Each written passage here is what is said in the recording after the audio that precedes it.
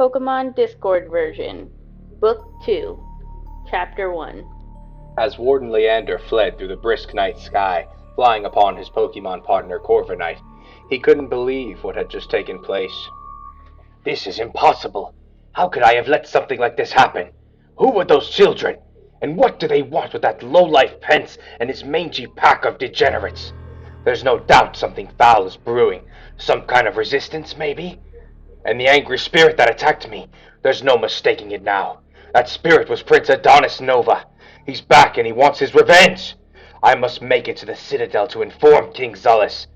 The return of Prince Adonis Nova, the speed devil.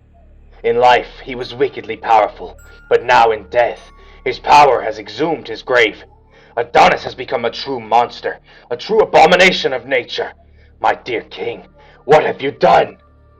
Leander said as he grew closer to the Team Rocket Citadel Islands. He switched his communicator from map to radio mode and attempted a Mayday distress signal. Mayday! This is Warden Leander Gilbert, Senior Admiral, currently approaching Big Crimson, requesting immediate consultation with the king. I repeat, requesting immediate consultation with the king. Big Crimson, please respond, he said to his communicator. This is Big Crimson to Admiral. Please stand by. Opening hangar doors now. Admiral, your Corviknight mount is clear for entry, replied a voice from his radio signal. Leander guided his Corviknight in through the hangar doors and landed as the doors quickly shut behind them. Admiral, sir! A few Citadel agents stood at attention with formal salutes as Leander unmounted Corviknight. At ease, men. Corviknight, return to me, Leander said as he returned Corviknight to its Pokeball. Admiral, sir, King Zulus will be right with you, said Advisor Damascus Marin as he stepped out from the shadows. Well now, Senior Scribe Damascus Marin, is that really you? It's been ages. How have you been, old friend? Leander says to Damascus. That's Advisory Head Damascus now, my friend. I've been well. It seems from the looks of things you cannot say the same, I'm assuming? Damascus replied. Before Leander could say anything, King Zulus interrupted and said, Admiral, what is the meaning of this distress signal? Damascus and Leander then walked over to the steel conference circle and were seated after the king had sat down at the head of the table. My liege, I apologize for my sudden intrusion. I regret to inform you that my prison tower within Siren City has been destroyed and reduced to rubble. Most of my guard force and prisoners were killed in the exchange. After 2 rogue agents infiltrated the tower, they attempted to release the remaining Shade operatives from my custody, Leander explained. King Zulus then punched Leander in the face so hard that he flew back at least 20 feet through the palace corridor. While leaving a trail of blood with a few teeth that were almost completely shattered, Leander was dazed for a moment, but quickly regained his composure. My new arm is working at capacity, wouldn't you say, Damascus? The king said while admiring his arm that he created using the DNA and cellular tissue of Mew, the Pokemon of origin.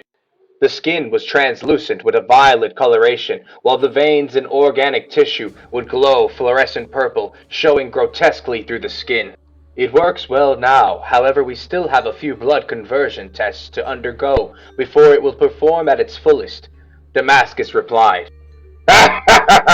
Yes, it won't be much longer until all of the blood running through my body will be replaced with the blood of Mew, King Zulus said as he then focused his attention back on Leander, who was trying his best to get onto his feet.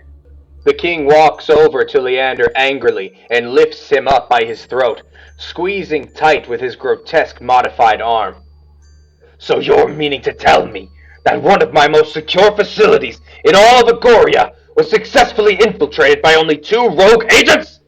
Who are these impossibly skilled agents who were able to best you and the entirety of your guard force that were on duty? And what of Silas Pence? Where is that traitorous dog now? King Zulus exploded with anger as he put Leander down and let him speak. Well, my liege, unfortunately Pence and his operatives managed to escape my grasp. The identity of the 2 agents are currently unknown, but they appeared to be children. One of them had snow-white hair and used dragon-type Pokemon. The other was skilled with projectile blades and explosives. He also used an Eon Spirit Sylveon as his Pokemon partner. But that's just the thing. It wasn't the two rogue agents that destroyed the tower. It was a very angry spirit. My king, I don't know how to tell you this without sounding entirely mad. King Zalus, the spirit of Adonis has returned. Leander said, hyperventilating, as the king turned completely white and his expression changed from angry to stunned in seconds. What did you say to me, Admiral? The king replied more calmly this time. My liege, there was no mistaking it. I am absolutely certain that spirit that destroyed the tower was Prince Adonis, said Leander desperately. Damascus looked at Leander with pure fear written across his face. Admiral, that's impossible. We recovered the prince's remains after the massacre of Sector 66. He and his team were given a most respectable funeral. He was honored as a legendary hero among Team Rocket ranks. Are you sure it wasn't one of Pence's men that may have only looked similar to Adonis? Damascus asked with a shivering fear throughout his words. You don't understand, Damascus. The Phantom Blade Aegis-Slash hung from his back, and the markings caused by the contract littered his pale phantom flesh. Before he spared my life, he spoke to me. His words were as cold as death, and freezing black fire danced around his very essence. I looked into his eyes, those blood-red eyes of death. It's a bad, bad omen. He truly possessed the eyes of Lord Zero. Flashes back to Anzu Adonis. Lord Zero used those eyes to peer into the distortion world and defeat Dark Lord Giratina. Do you have any idea what a dark and vengeful spirit could do with that kind of power? He's come back to our world, and he's become horrendously powerful, my liege. He's back, and he's coming for us all! Leander was then quickly cut off by King Zalus slamming his fist down on the table. Enough! Let me think for a goddamn second! If this is true, then we must take all the proper precautions. Admiral, you will log the descriptions and the last known locations of those two child infiltrators into the communicator. Don't spare any details whatsoever. I want them found, and I want them found soon. Gamma Squad will patch you into their frequency, and you will give them access to your description files. Damascus, you will dispatch Gamma Squad for an extraction mission immediately. Gamma Squad will secure the children and bring them to me. I have quite a few questions for them. Zalus explained. Sir, Damascus said as he made his way to the command center. Admiral Leander, I want you to return to Siren City and begin the reconstruction project of the prison tower. I will dispatch a group to assist you in a few hours, along with the replacement guard force. Until then, you will clean up your goddamn mess. This is your last chance, Leander. If I find out you're lying about any of this, you will spend the remainder of your miserable days undergoing dangerous and painful cellular experimentation. Are we clear, Admiral? Said Zalus. Yes, sir, Leander said, shaking. Good. Now be gone from me, and be quick about getting back to your city. Zalus said as Leander summoned Corviknight again and began making his way to Siren City. It seems Gamma Team will now carry out their priority orders, which are to extract and detain Aiden and Blythe. The Gamma Team consisted of 7 elite Team Rocket members. These elites were trained extensively in stealth and extremely low-profile missions. The Gamma Team were also known as the Ghosts of Team Rocket. While carrying out jobs, they usually would be in and out without a trace. They wear full face masks and dark hoods, so discovering a member's identity is almost impossible. They were always trained to off themselves before compromising the discovery of their true identity. One key thing about this group is that every one of its members dedicates training to primarily ghost-type Pokemon, as training amongst ghosts is the way to become the most elusive. Huh? What? What's going on? Aiden? Hey! Put him down! Blythe yelled as he awoke to the Gamma Squad surrounding their campsite. They had used a rag doused in chloroform to keep Aiden unconscious. Then, one of the members scooped Aiden up and threw him over his shoulder. Quickly, one of the Gamma Squad members grabbed Blythe from behind and shoved the rag in his face. Yeah! Blythe yelled out as he twisted around quickly and pushed the member back and attempted to charge his secrets of nature energy. What? No! It's still nighttime? Damn it! He yelled as he failed to charge his energies to try and stop Gamma Squad. He then bolted into the thick, snowy woods, using the microscopic amount of energy he had left. The member of Gamma Squad that had Aiden secured then began to make his way back to the rendezvous point, while the other 6 members and their ghost Pokemon focused on Blythe and chased him through the woods. Blythe's thoughts. Shit! Who the hell are these guys? This isn't good. I have to save Aiden. All of our Pokemon and gear are still back at the campsite. I need to shake these guys, but I'm almost completely out of energy. Shit! What do I do? Blythe thought to himself as the hooded Gamma Squad cornered him, surrounding Blythe on all sides. Well, come on then! If you want to fight, then come and get it! Blythe yelled as he realized he was out of options. Then, one of the Dust Skull shot out a shadow ball at Blythe that sounded like a bullet zipping through the air. Out of nowhere, and to Blythe's surprise, Ephraim dashed in front of the shadow ball using his secrets of nature and blocked the attack, catching it on one of his blades. Yeah! Ephraim yelled out as he infused his energy with the shadow ball that he caught and made it bigger, causing it to shine with blinding lights. Light Force! Sword! He launched the now massive and brightly shining orb back at the Duskull and its trainer, causing them and a few other enemies to burn alive in almost an instant. Ephraim, is that you? Blythe said as Ephraim looked back at Blythe and cut his eyes. Where are your Pokemon partners? Ephraim asked. Back at camp. These guys took my friend and chased me all the way here. I have to help Aiden. He could be in real trouble. Blythe replied as he and Ephraim both dodged an oncoming attack. The remaining Gamma Squad members went to attack Blythe and Ephraim. Here! Ephraim said as he tossed Blythe one of his blades and summoned Noivern. As Blythe caught the blade, he quickly sidestepped one of the Gamma Squad members and was able to connect his blade with her throat, successfully cutting her down. Whoa! Is that Noibat? He's huge now! Blythe asked, amazed at Noibat's intense evolution.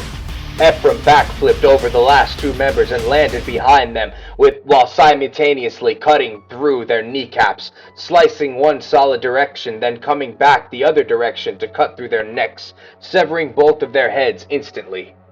The death of their trainers caused the remaining enemy Pokemon to disappear and flee from the battle. He evolved, Blythe. He's Noivern now. You know, evolution. The thing that every living creature does eventually while undergoing growth. That is, every living creature besides you. It seems no matter how many mistakes you make, you never learn your lesson. Why did you run away like this, Blythe? You know how much trouble I went through to find you? Ephraim said to Blythe as he snatched his blade back from him and sheathed his weapon. Look, Ephraim, I don't have time for this. I need to save Aiden. They took him. I need to tell Anzu. Where the hell was Anzu for all that? Why didn't he show up? What the hell is going on? Blythe said in frustration and worry as he began to run back to camp to retrieve his gear and Pokemon. Ephraim mounted Noivern and followed Blythe back to camp. Wait a second, Blythe. Did you say the name Anzu just then? Ephraim asked Blythe. Yeah, it's kind of a long story. Anzu is this weird spirit that floats around Aiden or something and helps us on our missions. But for some reason he left us high and dry in that last situation, and I have no idea why. Now Aiden's missing, and he doesn't even have his Pokemon to help him. Blythe says as he gathers all of their things and gears up. While doing this, he noticed Aiden's belt only had 2 Pokeballs on it. Wait, he's got Sylveon with him. That's good.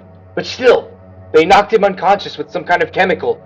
We have to help him, big bro. Please, you'll help me with this, won't you? Blythe pleaded to Ephraim. See, Blythe, this is what I'm talking about. You mustn't involve yourself with the world outside of our community, and this is the perfect example as to why. Why do you think we have rules set in place for us to follow? There is a reason we must obey our father and our clan, Blythe. We can't simply help everyone that needs it. It's just not plausible anymore. Don't you see, Blythe? This world is tarnished by Team Rocket. It's too far gone for any of us to save. We need to focus on what's important. We need to preserve and appreciate what we have within our clan. Ephraim preached. Wow, Ephraim, I thought you were better than that. I can't believe you would look me in the face and preach to me like our father or one of the other cowardly elders. You know what, Ephraim?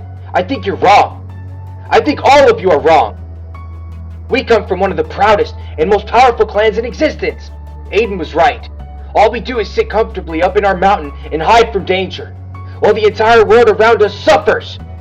That kid not only made his way from Hollowtown to try and convince us of an alliance, but he did it with an Eevee and a Zubat alone. I battled him in front of our whole clan. I thought I had that battle in the bag, but right when I least expected it, he came back and wiped the floor with me. Ever since then, we've done amazing things, faced impossible odds, and have progressed a long, long way. But through everything leading up until this very moment, I believe in that kid. I believe in Aiden. And trust me, I'm not the only one either. That kid's gonna change the world one day, and I want to be right there beside him when he does it. I haven't even known him very long, but I'd die for him if I had to. Because that's what it means to have friends. That's what it means to have a unit. It means you would lay your life down to protect someone who's precious to you. What's the point in being strong if you only protect yourself? I believe in sharing my strength. Isn't that what being a Pokemon warrior is all about? You and your Pokemon partners, sharing each other's strength to create an even deadlier force. Blythe said with a touching confidence. Blythe, Ephraim said as he listened to Blythe with full attention as the sun slowly began rising. all I'm saying is that there's a better path our clan could walk. A path to a brighter future. A bright future not only for ourselves, but for everyone else. People, Pokemon, and gods alike. Aiden needs our help, and I'm going to help him, with or without you, big bro. And if you think I'm going back home with you after everything we've accomplished on this journey so far, then you're even more blind than I thought. Blythe said in conclusion. Blythe, I understand where you're coming from, little brother. I really do. But I must follow my convictions to death. You know this. It's a path I've chosen for myself, just as you chose yours.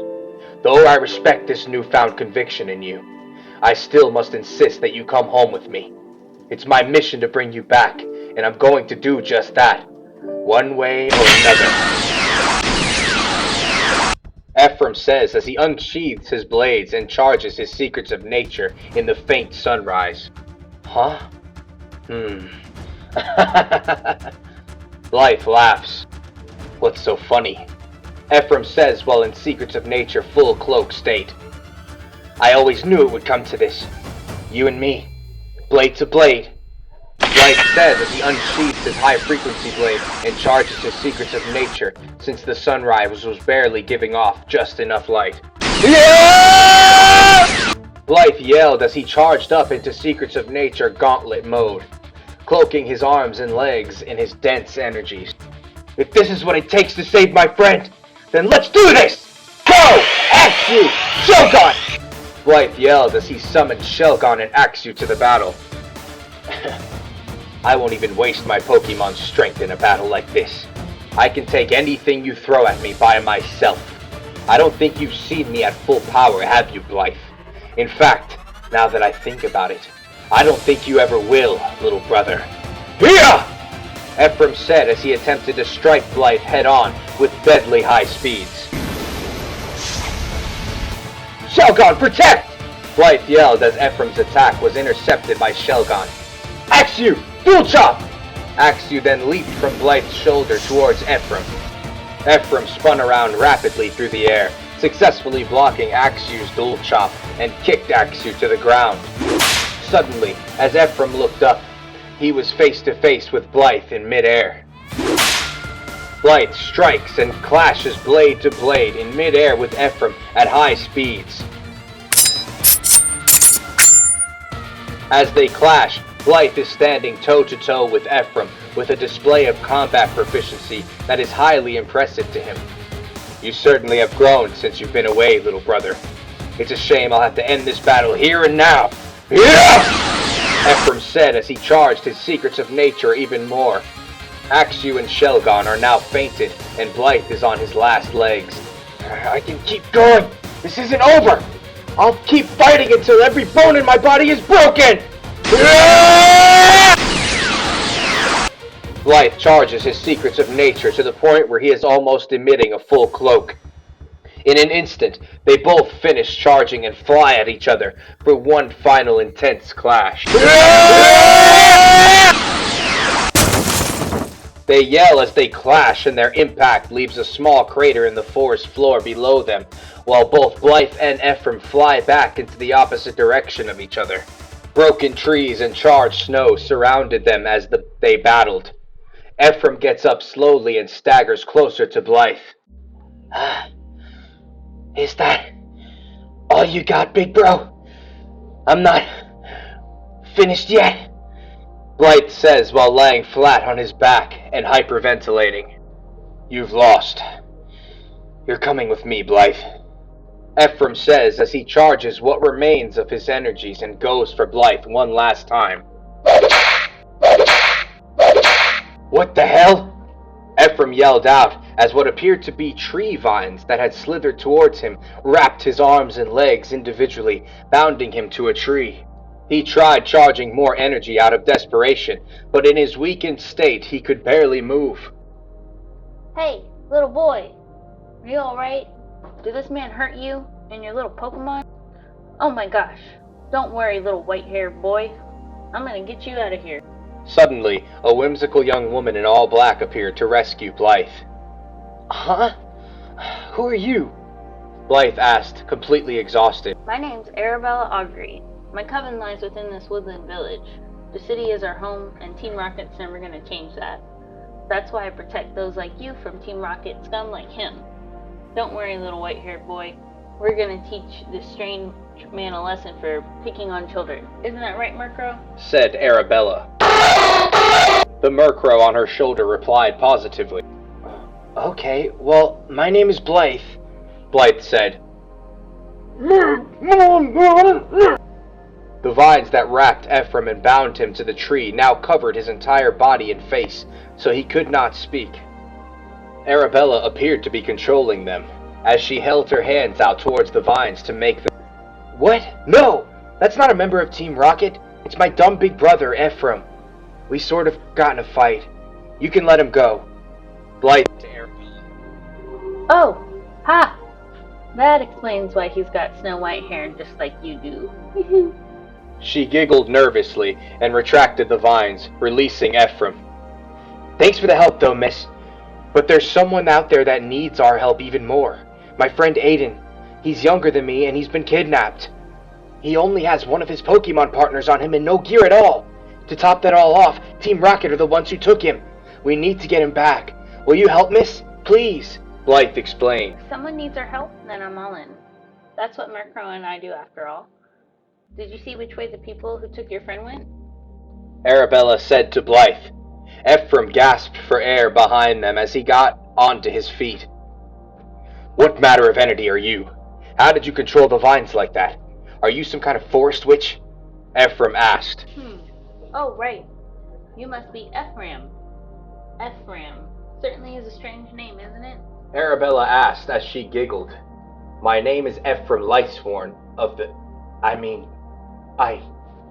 Ephraim started to introduce himself, but then stopped after realizing that he shouldn't tell someone he just met that he was from the ancient dragon clan.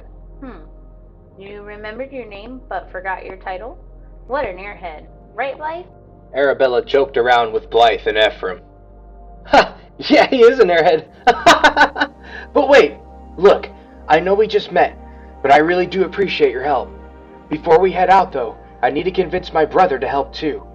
Ephraim here is one of the best tracking experts our family has to offer.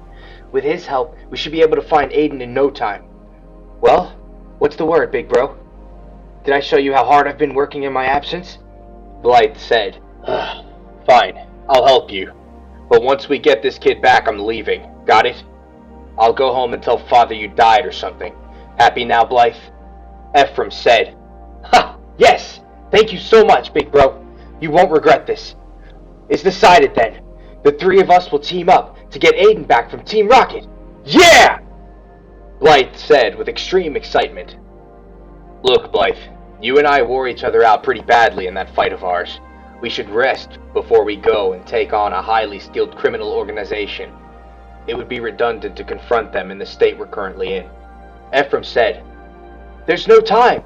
If we wait any longer, they could be way too far gone. We might not make it in time if we wait," Blythe said with disappointment. Look, losers. Let me heal you guys. Our energy isn't ordinary chi. We use the ancient technique known as the Draconic Secrets of Nature. It would take hundreds, if not thousands, of potions to heal us in the state we're currently in. We really wore each other down to nothing in that last battle, didn't we? Blythe, I meant to tell you this before, but I'm really proud of you, little brother. You're almost fully caught up to me. At your age, that's no easy feat. I think you've come a long way in a small amount of time. That's very impressive, Blythe. I truly mean that. Ephraim said, "Big brother, I've never heard you compliment me before." Thank you. Thank you, Ephraim. You really honor me with your words, big bro, said Blythe, trying not to get all choked up. Hey, dragon dummies. Of course I'm not going to use potions. You see, I don't know if you noticed by now, but I'm using a different type of energy as well. Controlling nature isn't the only thing I can do. Here, let me show you. Arabella said as she prepared 2 blank spell tags. She laid them down on a tree stump and began to focus her energy. The winds then blew rapidly and the snow cycloned around Arabella as she cast her energies into the wind, which then carried a bountiful breeze towards the spell tags. Arabella's purple eyes then began glowing brightly. She guided the snowy winds with her arms, and then the spell tags levitated towards Blythe and Ephraim. Both of you, hold out one hand, she said as they held their hands out towards the spell tags. The wind picks up even more as the spell tags gently float into each of their palms, then disappear into their skin. "Whoa! What is this?" Blythe yelled out in fear. Shh! It's okay, Blythe. Just accept the spell tag and we'll grant you a permanent capacity boost to your secrets of whatever power. I promise. Arabella said, trying to reassure Blythe. It's really working. Yeah! Ephraim said as he charged his secrets of nature at a much more rapid pace than he ever could before. "Wow, for real? It really works? Let me try." Blythe said as he also charged himself instantly, feeling better than he ever had before in his entire lifetime. The winds then calmed themselves and everything went back to normal. See? I told you guys. My coven are transcendental witches. Our practices date all the way back to ancient times, so we're the last of our kind, unfortunately. We use natural energy just like you guys. Arabella said with a cute smile. That's incredible. I am impressed with this ability of yours. I think we'll make a fine team. Maybe our energy was meant to mesh with others after all.